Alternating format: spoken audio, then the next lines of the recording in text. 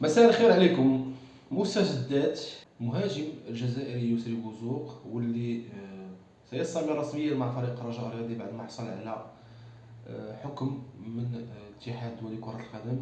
كان بإمكانه أنه بموجب هذا الحكم يفسخ العقد ديالو وينتقل أي فريق أبدى الرغبة في التعاقد معه. يسري بوزوق اللي كما هو معلوم إلى جانب روجي هولو كانوا حصلوا على قرار ديال فسخ العقد ديالو من جانب واحد من طرف الاتحاد الدولي لكرة القدم، ولكن بعد جلسات عقدوها الوكلاء ديالهم مع مسؤولي فريق الرجاء الرياضي فاللاعبين كلا اللاعبين تراجعوا على فسخ العقد، ولكن وقعوا ديزافنو يعني ملحق للعقد ديالهم الاساسي بشروط اخرى.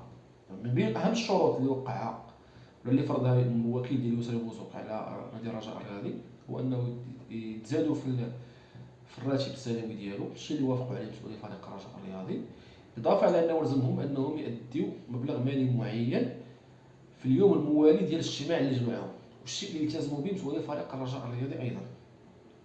الشرط المهم بالنسبه لي انا واللي فرضوا عليهم ايضا الوكيل ديال يسري بوزوق هو الشرط الجزائي اللي تضمن العقد الملحق العقد الاساسي والرئيسي اللي موقع في فتره انتقالات ولا في فتره اللي تعاقد مع فريق الرجاء الرياضي مع بوزوق. هذا الشرط هو كيخص الشرط الجزائي واللي فرض فيه الوكيل ديال يسري بوزوق على مسؤولي فريق الرجاء الرياضي انهم يوافقوا على الانتقال ديالو لفريق اخر فقط مقابل 500 الف دولار. دابا اليوم اي فريق بغى يتعاقد مع يسري بوزوق يكفي انه كما دار فريق سانتيتيان فيما يخص اللاعب محمود بن تيك انه يدخل النظام ديال الانتقالات ويحط يعني مبلغ ديال